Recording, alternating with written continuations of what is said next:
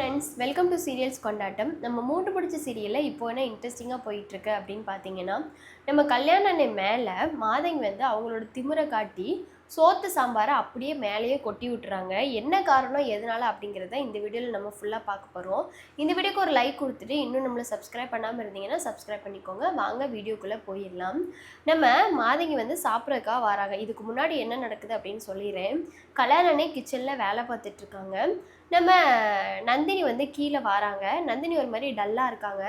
கல்யாணனை வந்து நந்தினி கிட்டே கேட்குறாங்க, என்ன தாயே என்னாச்சு, ரொம்ப டல்லாக இருக்கே, மூஞ்சியே வாடி போய் இருக்கே, என்னாச்சு? ஏன்னா நந்தினி வந்து புனிதாவோட விஷயத்தினால ஒரு மாதிரி டல்லாக உட்காந்துட்ருக்காங்க. கல்யாணனை கேட்கும் நந்தினி சொல்கிறாங்க, இல்லைண்ணே இந்த மாதிரி தங்கச்சி நினச்சாதான் ஒரு மாதிரி இருக்கா அப்படி சொல்லிட்டு எல்லா விஷயத்தையும் கல்யாணன்கிட்ட ஷேர் பண்ணிக்கிறாங்க நந்தினி.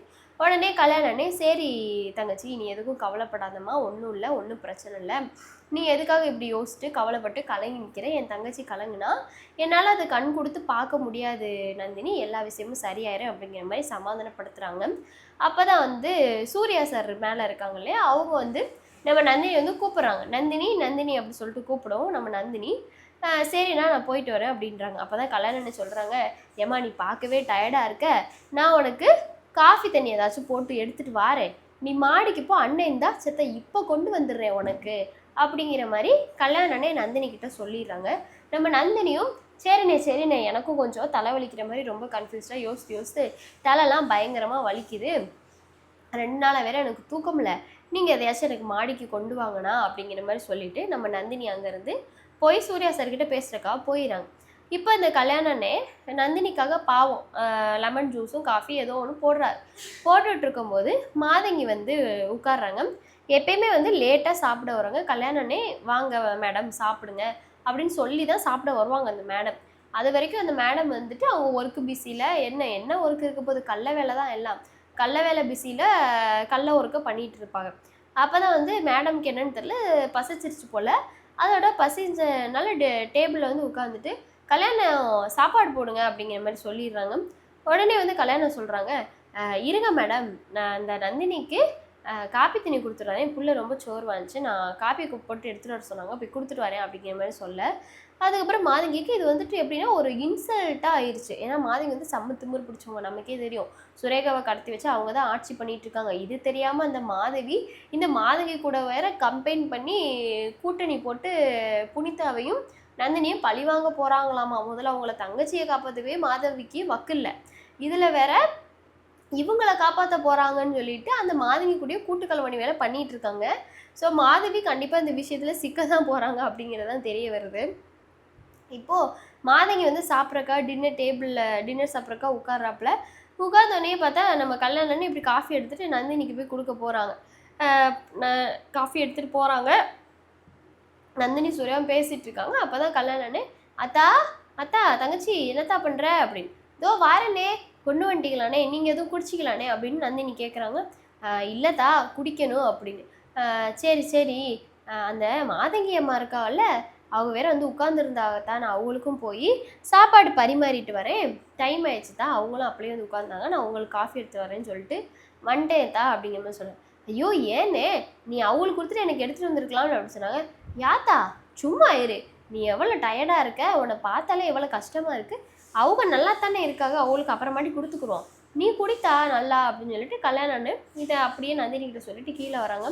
மாதங்கி செம்ம டென்ஷனில் இருக்காங்க. என்னையவா நீ இன்சல்ட் பண்ணி போய் ஆஃப்டர் ஆல் அந்த வேலைக்காரிக்கு என்னை விட ப்ரியாரிட்டி நீ கொடுத்துட்ட அப்படிங்கிற மாதிரி ஒரு வெறியில் மாதங்கி என்ன பண்ணுறாங்க, கல்யாணம் வந்து இட்லி வச்சு தராங்க, 2 இட்லி வச்சு சாம்பாரும் ஊற்றிடுறாங்க. ஊற்றுனோடனே இந்த இட்லியை வந்து பிசைஞ்சிட்ருக்காங்க, பிசைஞ்சிட்டு சாப்பிட்றாங்க. எப்படி கல்யாணத்தை திட்டி அடிக்கிறதுன்னு மாதங்கிக்கு தெரியல. ஸோ உடனே சாம்பார் எவ்வளோ காரமாக இருக்குது தெரியுமா, ஐயோ செம்ம காரம் அப்படிங்கிற மாதிரி சொல்லிவிட்டு கல்யாண மேலேயே அந்த கார சட்னி இருக்குல்ல, அந்த கார சாம்பார் இருக்குல்ல, அந்த சாம்பாரை அப்படியே அவங்க மேலேயே வந்து கொட்டி விட்டுடுறாங்க. இப்போ கல்யாண பாவம் அந்த சுட சாம்பார் மேலே பட்டால் எப்படி இருக்கும், சுட காப்பியை போன ஒரு எபிசோடில் நந்தினி மேலே ஊற்றி நந்தினி பாவம் வெந்தே போயிட்டாங்க. ஆனாலும் கூட அந்த கத்தாழை ஜெல்லை போட்டு ஓரளவு வந்து மெயின்டைன் பண்ணிவிட்டு நம்ம சூர்யாவும் நந்தினியை கேர் பண்ணுறத வச்சு நம்ம நந்தினி நல்லாவே மாதங்கியை வெறுப்பு ஏற்றிருப்பாங்க. ஸோ அது ரொம்ப நல்லாயிருக்கும் அந்த ஒரு காட்சியை பார்க்கும்போது. இப்போ என்ன அப்படின்னா, கல்யாண மேலே சாம்பாரை ஊற்றிடுறாங்க. அதுக்கப்புறம் ஊற்றுனோடனே கல்யாணனே, ஏமா என் மேலே இப்படி நீங்கள் பண்ணீங்க அப்படிங்கிற மாதிரி கேட்க, சாம்பாரை காரமாக வச்சு என்ன நீ தவிக்க விட்டுட்ட, உனக்கு இது மட்டும் பத்தாதுடா அப்படின்னு சொல்லிட்டு சப்புன்னு கல்யாண அண்ணத்தை சப்புன்னு அரைஞ்சிடுறாங்க மாதங்கி. இதை அரைஞ்சோடனே கல்யாண அண்ணே அம்மா அப்படின்னு கத்த நம்ம நந்தினி மேலேருந்து என்ன இது கல்யாண அண்ணி சவுண்ட் மாதிரி கேட்குதே அப்படின்னு சொல்லிட்டு அங்கேருந்து ஓடி வராங்க. ஓடி வந்து பார்த்தா தான் தெரியுது கல்யாண அண்ணி ஃபுல்லாக சாம்பார் கொட்டி நின்றதும் கரெக்டாக நம்ம நந்தினி வரும்போது தான் மாதங்கி சப்புன்னு அரையும் செஞ்சுருக்காங்க. ஸோ உடனே இவங்க எப்படி நம்ம கல்யாண அண்ணன் அரையலான்னு, இப்போ எதுக்காக நீங்கள் கல்யாண அண்ணன் அரைஞ்சிங்க அப்படின்னு நம்ம நந்தினி மாதங்கி கிட்ட கேட்குறாங்க. அப்போ தான் மாதங்கி சொல்கிறாங்க, அப்படி தான் அரைவேன், அவனை அரைஞ்சா உனக்கு என்ன பண்ணுது, என்ன அவனை அரைஞ்சதை பற்றி கேட்க நீ யார் அப்படிங்கிற மாதிரி கேட்டோன்னே, மேடம் நீங்கள் தேவையில்லாமல் பேசிக்கிட்டீங்க, அவர் என்னோட அண்ணே, அவர் எப்படி நீங்கள் அரையலாம், சாம்பார் காரமாக இருந்துச்சுன்னா காரமாக இருந்துச்சுன்னு சொல்லுங்கள், அடுத்த வாட்டி திருத்திக்க போகிறாங்க, அப்படியா நிஜமாவே இந்த சாம்பார் காரமாக தான் இருக்குதான்னு எங்க நான் பார்க்குறேன் அப்படின்னு சொல்லிட்டு நம்ம நந்தினி இந்த சாம்பாரை கொஞ்சமாக குடிச்சு பார்க்குறாங்க. ஆனால் காரமாலாம் இல்லைங்க, சாம்பார் பர்ஃபெக்டாக கரெக்டாக தான் இருக்குது. உடனே நம்ம நந்தினி சாம்பார் பர்ஃபெக்டாக கரெக்டாக தானே இருக்குது, ஒருவேளை எனக்கு வாய்க்கு அப்படி இருக்குமோ அப்படின்னு சொல்லிட்டு கரெக்டாக நம்ம மாதவி யார் வந்தால் நம்ம ரஞ்சிதா ஸ்கூல் விட்டுட்டு வராங்க. வந்ததுக்கப்புறமா ரஞ்சிதா இங்கே வா அப்படிங்கிற மாதிரி சொல்கிறாங்க. உடனே ரஞ்சிதா வரா, இந்த சாம்பார் கொஞ்சம் குடிச்சு பாரு அப்படின்னு சொல்கிறாங்க. ரஞ்சிதா சாம்பார் குடிச்சு பார்க்குறா. நல்லா இருக்கு கல்யாணனே, சூப்பராக சமைச்சிருக்கீங்க அப்படின்னு ரஞ்சிதாவும் சொல்கிறா. அப்போ தான் நம்ம நந்தினி, அப்போ நல்லா இருக்கா ரஞ்சிதா அப்படின்னு கேட்காங்க. நல்லா இருக்குக்கா, உப்பு எதுவும் அதிகமாக இருக்கா அப்படின்னு. இல்லையேக்கா, காரம் எதுவும் அதிகமாக இருக்கா, இல்லையேக்கா. சரி ரஞ்சிதா நீ போய் மேலே போய் டியூஷன் படி அக்கா கிட்ட, புனிதாக்கா வந்துடுவா அப்படின்னு சொல்லிட்டு ரஞ்சிதாவை அங்கேருந்து வந்து அனுப்பி விட்டுடுறாங்க. ரஞ்சிதாவும் வந்து மேலே போயிடுறாங்க.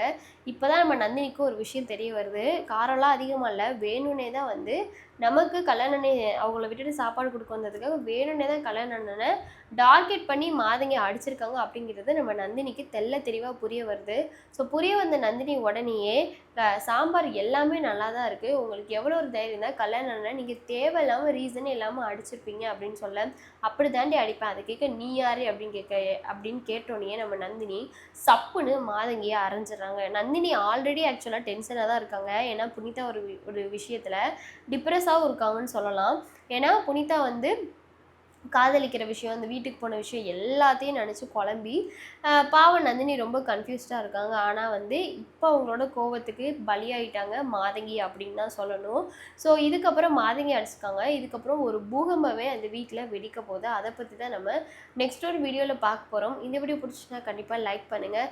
நெக்ஸ்ட் வீடியோவுக்கு கண்டிப்பாக நம்மளை சப்ஸ்கிரைப் பண்ணிக்கோங்க. 3 முடிச்ச சீரியல் மட்டும் இல்லாமல் எக்கச்சக்கமான அனைத்து சீரியல்களும் உங்களுக்கு அப்டேட்ஸில் உடனுக்குடியாக வந்துக்கிட்டே இருக்கும். இந்த ஒரு வீடியோவை 8 நிமிஷம் வரைக்கும் பொறுமையாக வாட்ச் பண்ண உங்கள் எல்லாருக்காகவும் ரொம்ப ரொம்ப நன்றி. நெக்ஸ்ட் ஒரு வீடியோவில் பார்க்கலாம். டாடா.